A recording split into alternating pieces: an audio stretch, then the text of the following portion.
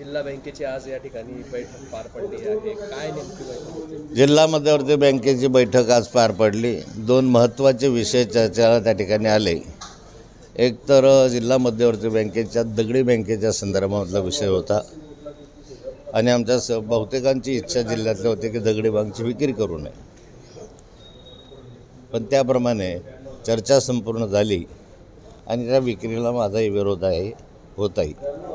त्यानंतर सर्वानुमते असं ठरलं की बिल्डिंग टिकण्याच्या मार्गाने तसे रिपोर्ट्स जे आहेत ते पडू शकते, मागच्या बाजूने आता संचालक मंडळाने स्वतः जाऊन खात्री करावी आणि ती जर पडाऊ झाली असेल किंवा पडण्याच्या ह्याच्यामध्ये असेल तर त्याची विक्री न करता त्याचा पुनर्विकास करावा।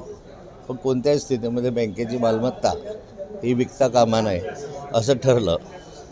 आणि दुसरं जे लोकर भरतीच्या संदर्भामध्ये आहे त्यामध्ये राज्य सरकारने ज्या कंपन्या प्राधिकृत केलेल्या आहे त्याच्या पलीकडे कोणत्याही कंपनीकडनं भरती करू नये।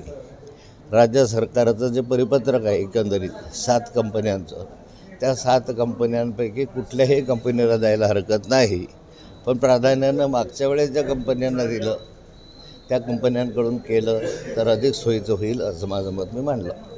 शेतकऱ्यांचा जर विचार केला तर आता या ठिकाणी शेतकऱ्यांना मोठं नुकसान झालं आहे। शेतकऱ्यांच्यासाठी मदतीसाठी सरकारने काही मदत जाहीर केलेली आहे। शेतकऱ्यांसाठी जी मदत जाहीर केलेली आहे ती मदत एकंदरीत पाहिलं तर एक फसवी मदत आहे।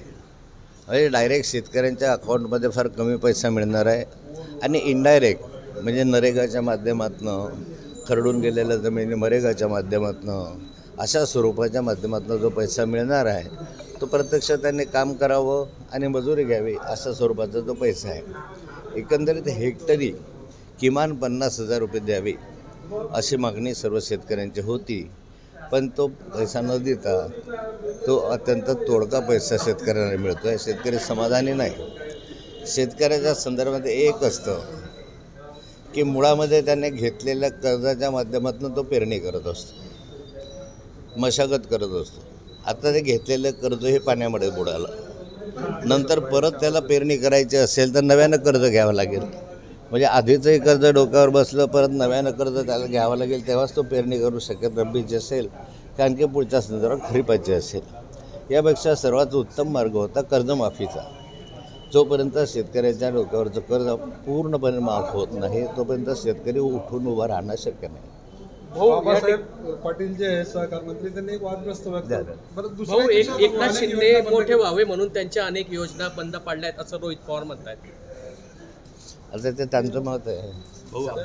राज ठाकरे आपल्या पंपावरती ज्या पद्धतीने ते झाला तर जुना झाला ते नाही तर त्याच्यावरती खडसेंची प्रॉपर्टी आम्ही व्यवस्थित सांभाळू असं उद्गार गिरीश महाजन यांनी केलेला।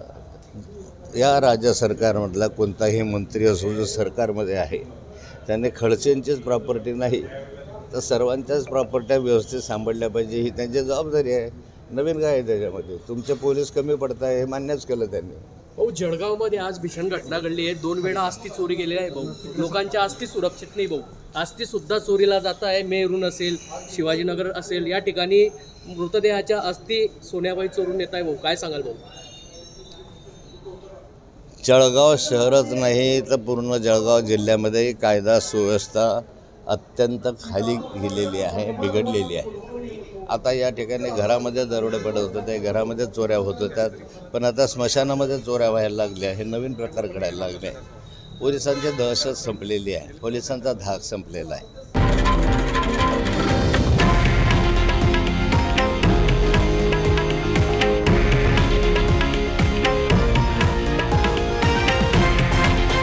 हे आहे देशातील नंबर 1 न्यूज नेटवर्क आणि आपण पाहत आहात TV9 मराठी, एकमेव।